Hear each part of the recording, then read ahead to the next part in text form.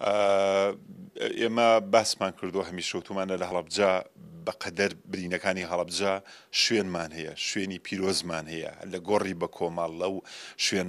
شوێنی ئەوانی کە بە زینە بە چاڵ کران. هەنێکیان ئیشی باشیان تیا کراوە، بەڵام بەنسبەت ئەو مڵکی کە عومەری خاوەر لەوێ شەهید دەبێت لە ئەو بەردەرگا ئەو بەڕێزە چەند جارە سەردانی ئەمە کردیارە پێشووتر لە ڕێنجومەنی وەزیران و داواکرابوو لە شارەوانی کە تەخمینی ئەو مڵکە بکات بۆی حکوومەت بیکڕێتەوە، بەڵام دیارە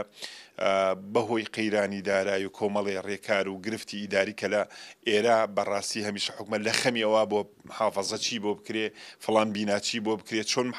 پارێزگاکە سەرپرسیانی گرفتەکان قرس بوون. ئێمە ئیمساڵ لە خەمیەوە بین چۆن مۆنومنت ئەو نۆژەن کردەوەی بۆ بکرێ،